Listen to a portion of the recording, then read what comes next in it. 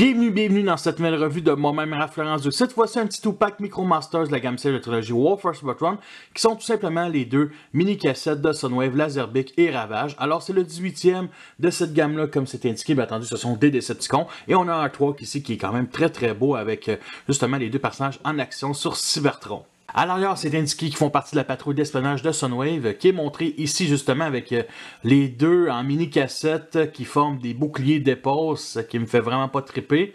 C'est montré justement les deux modes, chacun avec le nombre d'étapes.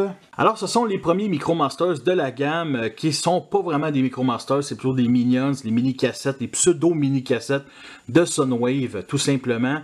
Alors, bien entendu, sur ce côté-là, on a quand même beaucoup de détails, on a une imitation de cassettes, mais bon, les cassettes n'existent pas sur Cybertron.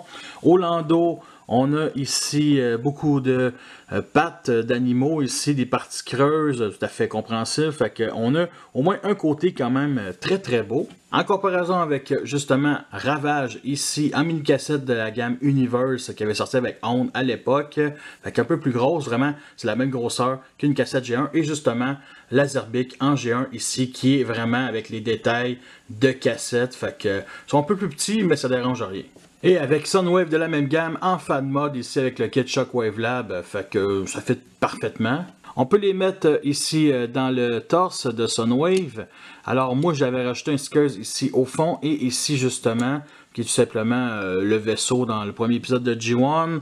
Alors il faut le mettre ici de ce bord là, comme ça, le côté creux vers le haut. Et on rentre comme ça. Des fois j'ai un peu de la misère. Mais bon, pour le sortir, c'est correct. Et pour Laserbeak, ça marche aussi. Comme ça. Parfait. Et aussi, ce qu'on peut faire, c'est, mettons, un display, une scène d'action, on peut mettre les deux cassettes comme ça. Tous les Micromasters peuvent se combiner pour former des armes. Par contre, eux autres, c'est tout simplement des genres de boucliers. Et pour former des boucliers, il faut juste déployer ici un PEG 5 mm. Comme ça, j'ai un peu de la misère avec lui. Celui de Ravage est beaucoup plus simple. Comme ça. Lui, il est beaucoup à l'extrémité au centre, là, mettons. Comparé à lui qui est juste un peu plus bas. Alors, pour Ravage, on l'installe ici comme ça sur l'épaule. Et pour Laserbeak, on peut mettre sur l'autre épaule. Mais je préfère que les deux forment un énorme bouclier. Comme ça. Et honnêtement, pourquoi pas? Alors le mode bouclier n'est pas vraiment fameux, mais on peut faire des genres de guns qu'on peut accrocher sur les bras. Alors pour Ravage, je suis pas vraiment fan, mais bon, il y a des petits canons ici qui pointent vers l'avant. Et ici pour Laserbeak qui est beaucoup mieux, bien entendu, avec les PEG 3 mm, avec justement les effets laser, ben, ça fait des guns qu'on peut accrocher sur les bras. Un peu plus high-tech, j'aime mieux ça que des boucliers, ça c'est certain.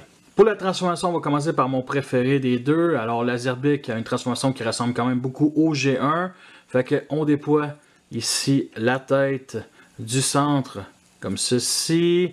Les pattes, les ailes et bien entendu l'arrière ici comme ça. Fait qu'on soulève et on pivote vers l'avant. Côté détail, on a quand même quelque chose d'assez gros. Fait que tout le rouge puis le silver que vous voyez sur les ailes, c'est de la peinture. Ça, c'est bien entendu de la peinture aussi.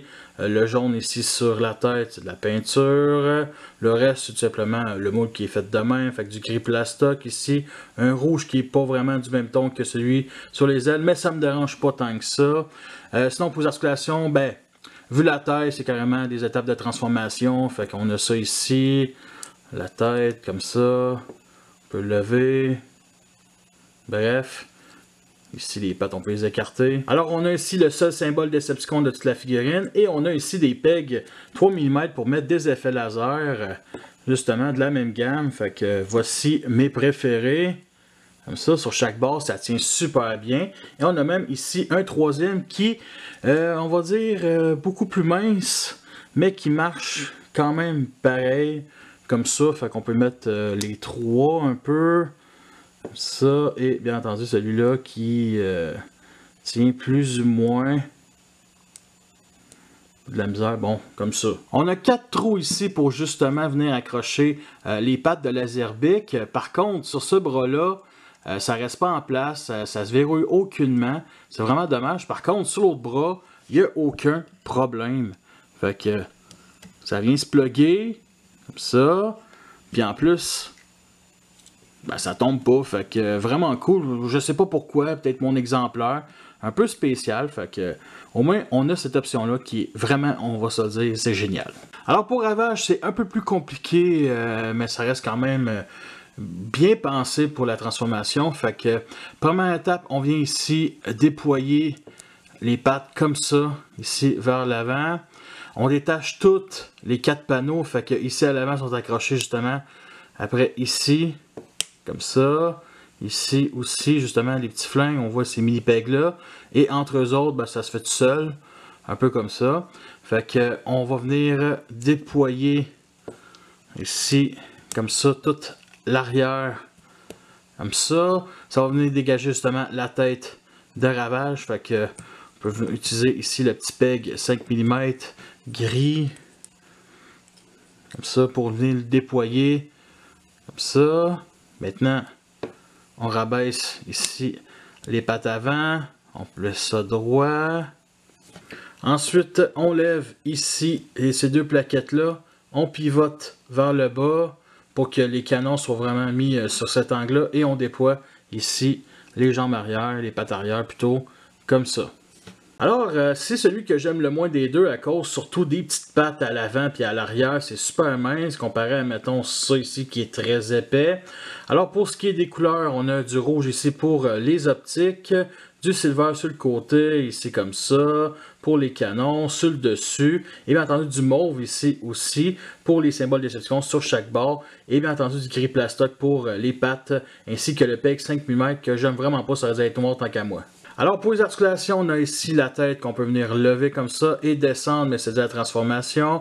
Pour les cuisses à l'avant, on peut vraiment mettre comme ça pour faire un Hitler. Vers l'arrière comme ceci. Alors les pattes ont plusieurs crans, comme ça, fait que le plus vers l'avant comme ça.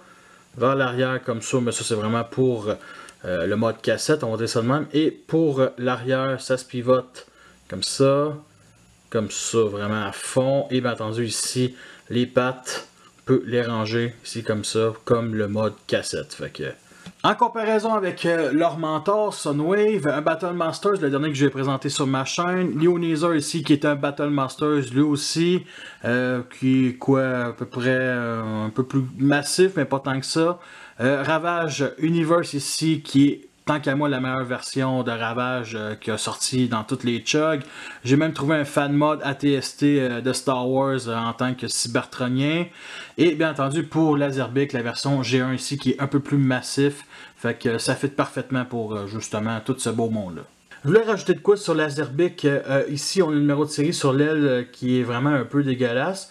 On a aussi justement un mode alternatif, l'aigle, qui mélange cybertronien et terrestre, surtout mettons les ailes. Pour la tête, c'est carrément du cybertronien comme admettons qu'on a pu voir dans les premières minutes de G1. Et il existe aussi justement les stickers Star Axe pour rendre ça vraiment G1 Screen Accurate justement en condor tout simplement. Ou en aigle, là, on peut considérer ça comme ça. Fait que nous sommes rendus à la fin de cette revue. J'espère que vous l'appréciez. Vous avez les pour et les contre. Alors, je vous recommande. Je l'ai payé 22 $ sur eBay avec les frais de transport, ce qui est extrêmement cher. C'est trop cher pour ce que c'est. C'est surtout parce que je ne l'ai jamais vu ici dans mon coin au Québec. Tu sais, la gamme siège, toutes les autres, beaucoup j'en ai vu au magasin, mais il y a quand même lui, ainsi que les autres de la même vague, là, le taux de police puis le camion de pompier que j'ai déjà fait en revue sur ma chaîne, que j'ai jamais vu ici. Il y a même Wrong et Cinch que j'ai jamais sorti au Québec, qu'il faudra que je commande, fait que c'est à peu près ça. Vous voulez tous m'encourager, vous savez déjà tous quoi faire. Checkez ma galerie de photos pour d'autres fan modes, d'autres armes, même des petits fan modes cybertroniens, même s'ils sont déjà un peu cybertroniens, plus Laserbeak que Ravage. Fait que merci à tous d'avoir écouté cette revue-là. Fait que sur ça, je vous laisse et à la prochaine.